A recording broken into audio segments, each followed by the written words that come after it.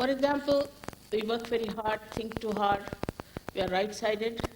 To compensate for it, we take, say, sleeping pills or maybe drinks or something like that just to compensate. We can't bear it too much on the right.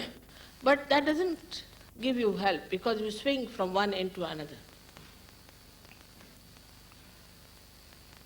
So in the center, you have to move.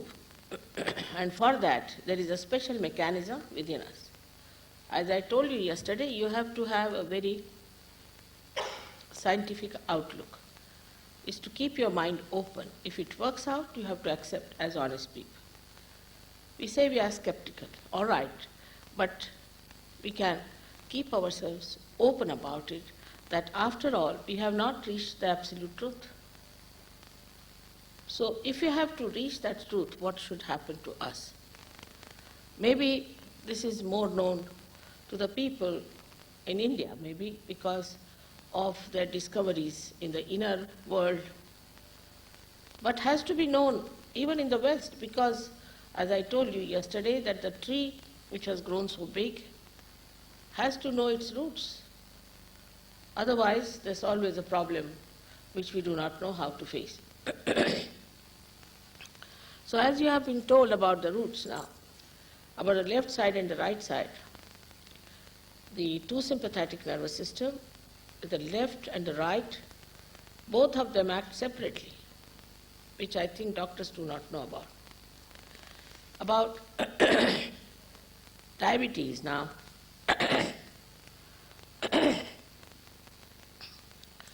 It's too much talking on me, imbalance. About diabetes, somebody asked me today, how does he get diabetes by thinking? In India, if you go to a village,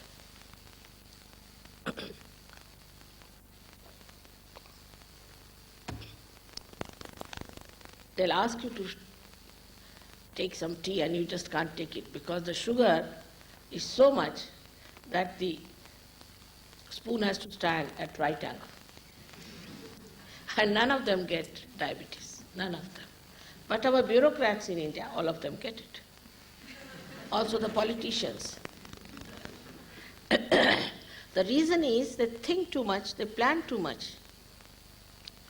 They are very right-sided. Now, which center does the right side work is the second center, which we call as Swadhisthana.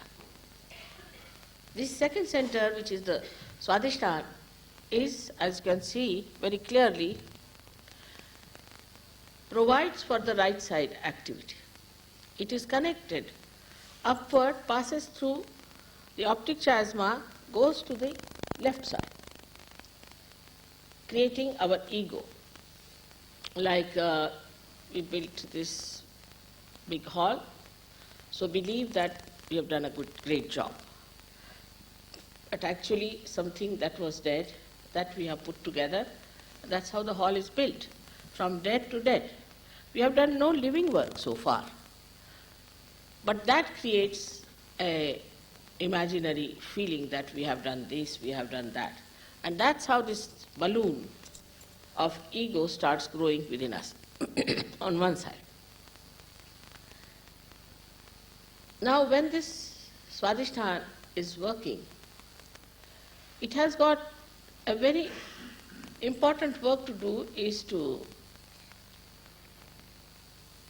replace the brain cells in our head, which we are using for thinking, the grey cells.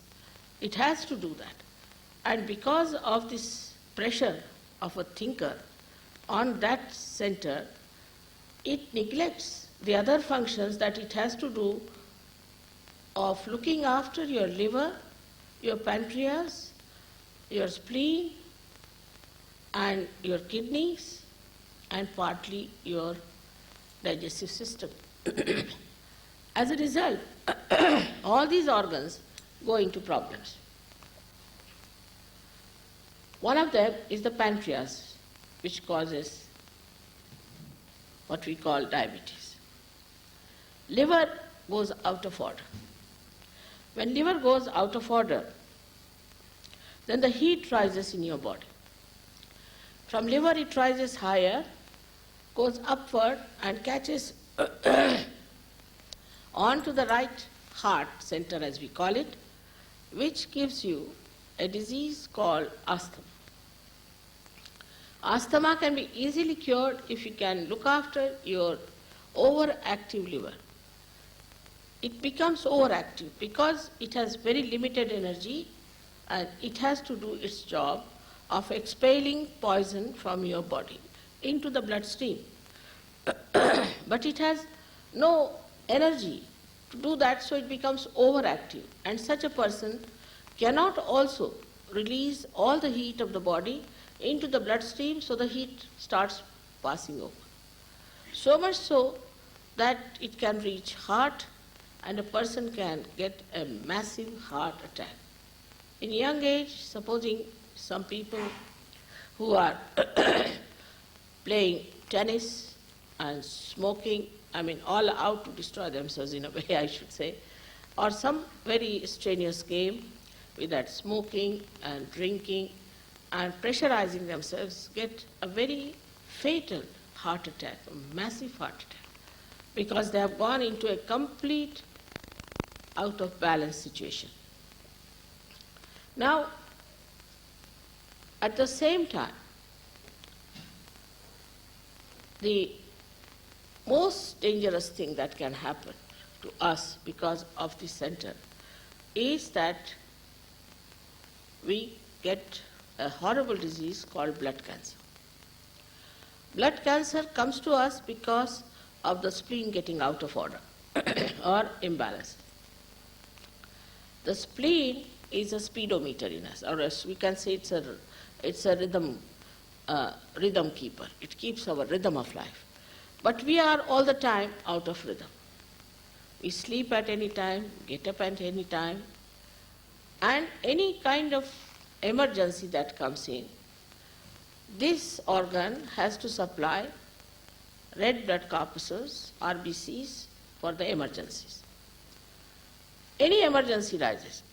For example, you are eating your food, and then suddenly you have to run. Then what happens? That you get pain here in the stomach, this side, because your spleen has started producing RBCs quickly. But we are all the time in tensions. All the time we are very hectic. We get up in the morning, first thing we do, horrible thing, is to read newspapers. In the newspaper they never give good news. Always has to be something sensational, challenging your spleen. Then the spleen, poor thing, starts excreting or creating more RBCs.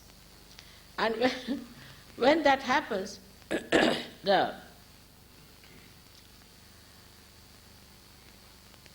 person who is doing all these things does not realize that already he has tortured this poor spleen. Again he goes into another hectic life. For example, he may just jump into his car, he has to go to his office, then he sees the jam and then he gets very upset because he gets late in the office, then the boss shouts at him, something like that.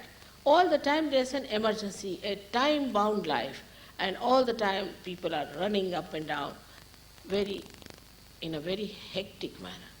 And this hectic manner makes this poor spleen really crazy. Doesn't understand what's the matter with this gentleman. Why is he behaving like this? Then the vulnerability is established.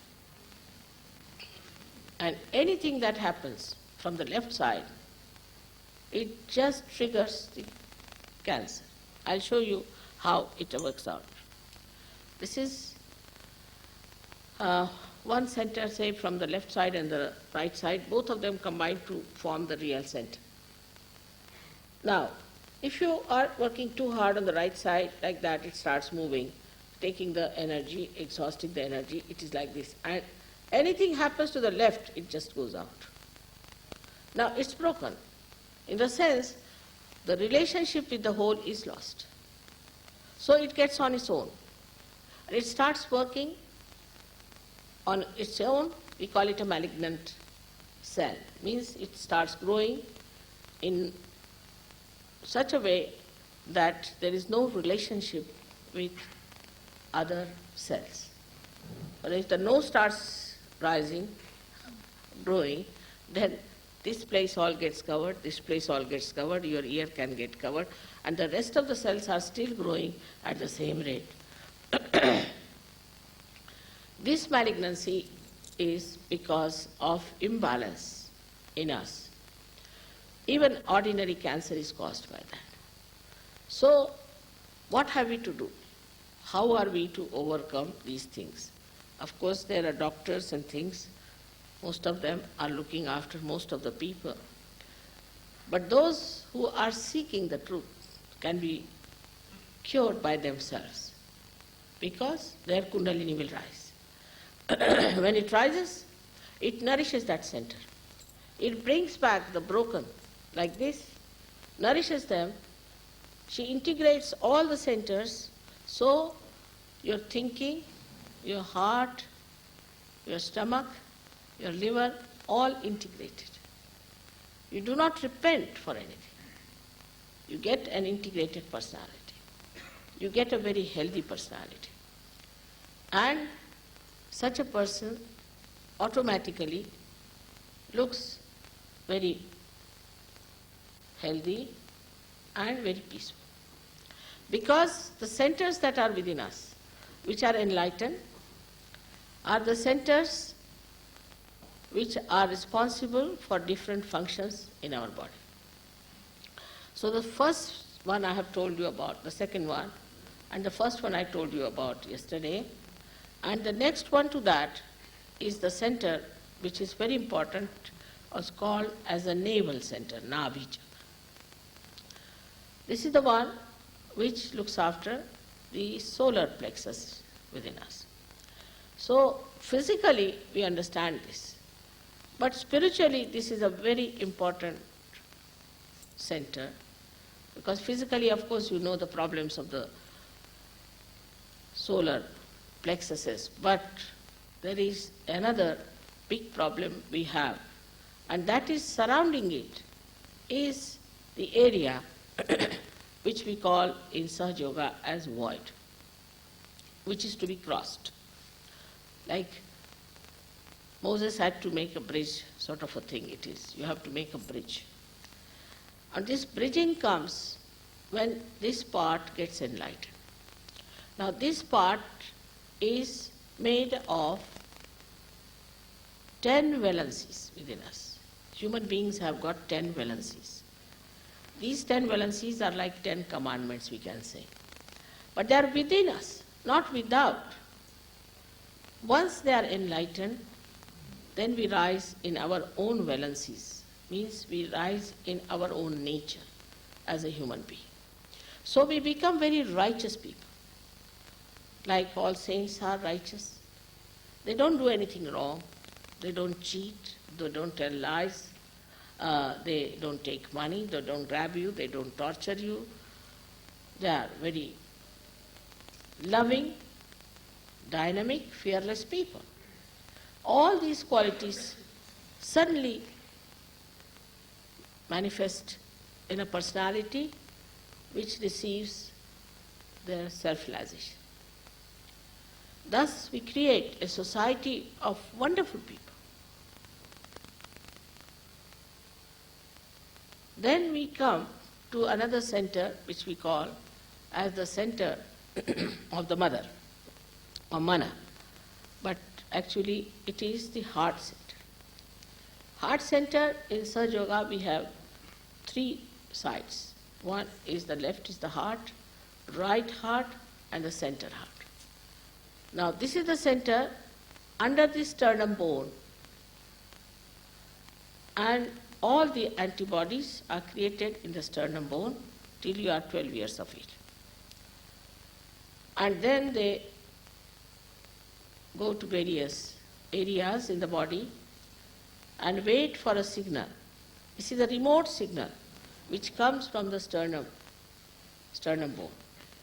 Now those people who suffer from insecurities, especially women, if they suffer from some insecurities, from their husbands, or if their motherhood is challenged, then they develop a very horrible cancer of the breast. If they are insecure from their husbands who are not loyal to them, or some sort of a problem is there, then the women may develop this breast cancer. Because of this center being absolutely dislocated due to insecurities. Whenever we see anything facing us which is dangerous, immediately our sternum bone starts vibrating.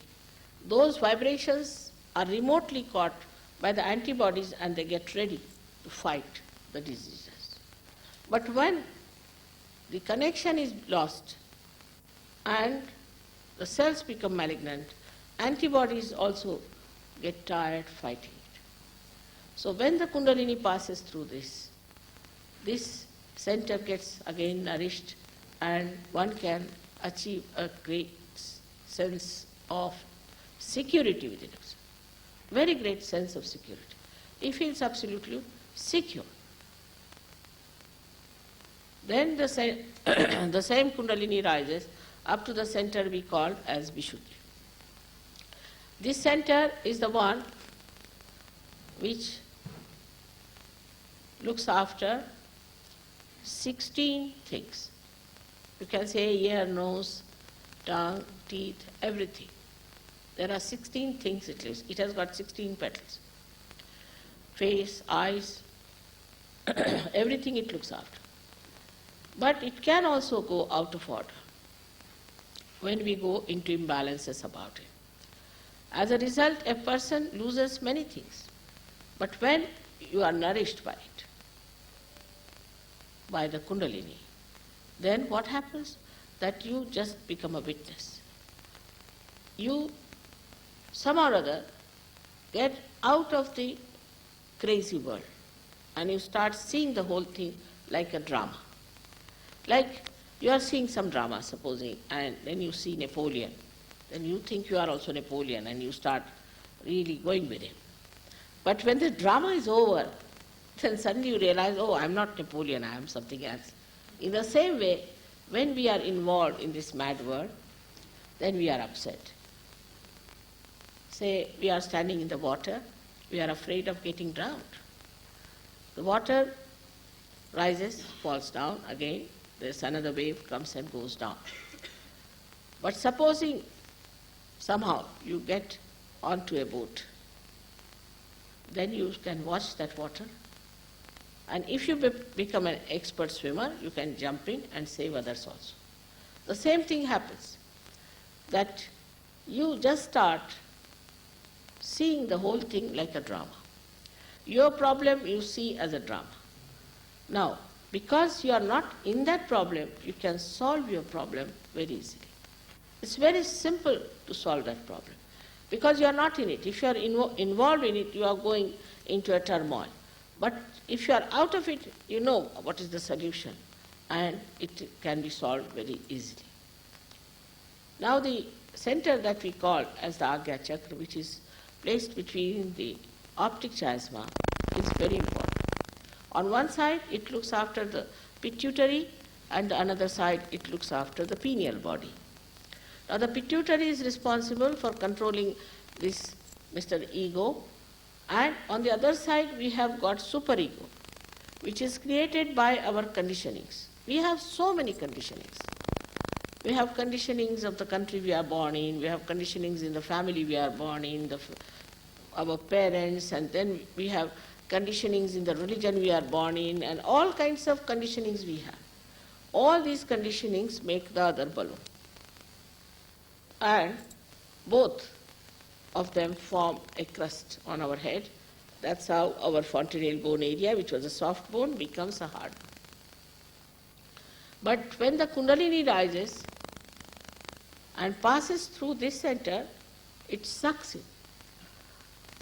That's how our karma, so-called, whatever action or wrong things we have done or the wrong conditionings we have, everything gets sucked in and it opens like a petal.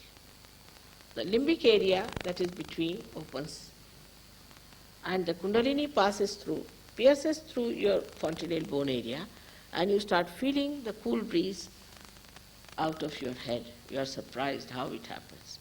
And then you can feel it all around you, this cool breeze, which is the all-pervading power. As a result that you become one with this. All the time the energy is flowing through you and though you may go into imbalances a little bit, but you come to balance in no time. This is as far as the physical side is concerned. Mentally you feel perfectly all right, but above all you develop a new dimension in your awareness which we call as collective consciousness. Collective consciousness, about which Jung has said lots of things.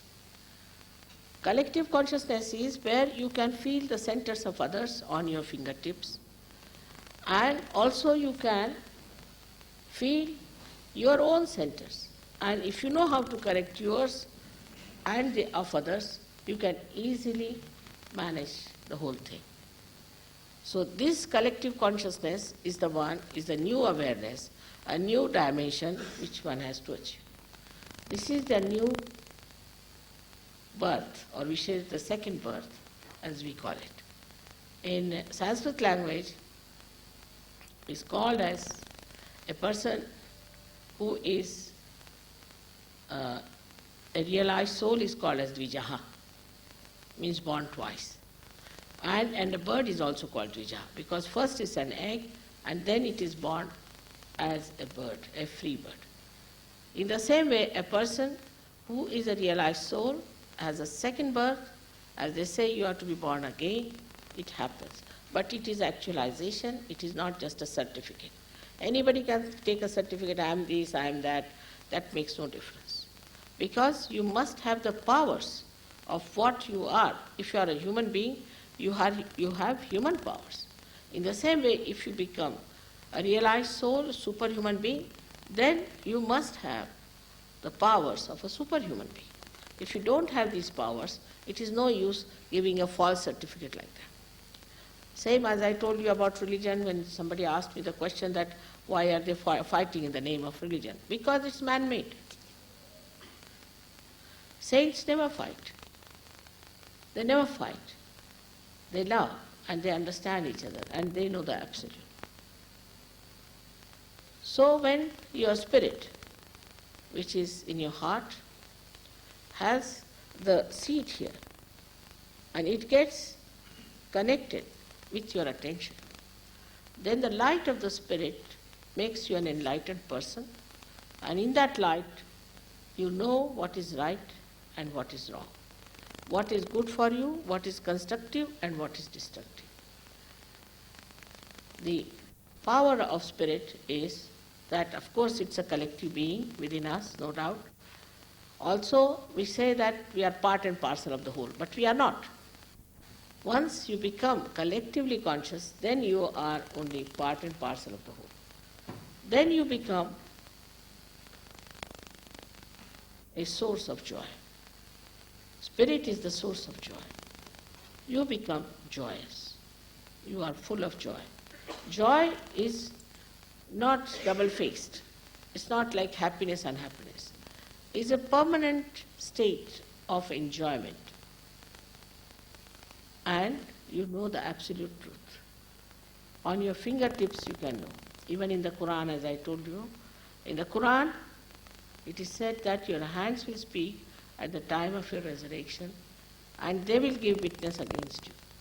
So this is the time of your judgment, last judgment, when your Kundalini is going to tell you where you stand. And once you correct yourself, you enter into the kingdom of God. This has to happen. It's nothing artificial about it. It's all living process of a living energy which works, and you cannot pay for it. You cannot pay for it. This is the only stand, if there is anything. So may God bless you all. Yesterday we spent a lot of time asking questions and answering.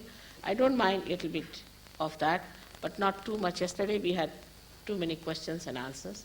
So if you could ask me some questions is all right, but should be relevant, because you know I am not here to get anything out of you. It's just to tell you what you have, to give you what is yours. It all happens because of your energy. I have nothing to do with it in a way. Like one candle which is enlightened can enlighten another light.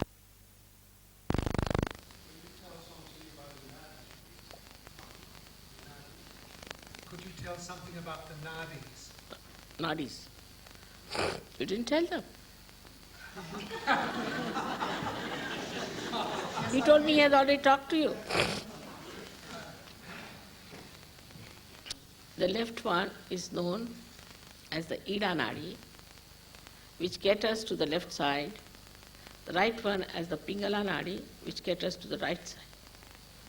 The central one is known as the Sushumna Nadi. Also, there are many other details about it, which once you come to Sukha Yoga, you'll know a lot of. It's too much really, because I must have given at least 3,000 to 4,000 lectures in English language itself, and they are all on the tape. You can always listen to them. Knowledge is like a vast ocean, and the source of knowledge is your spirit. So once you are realized, you will be able to understand everything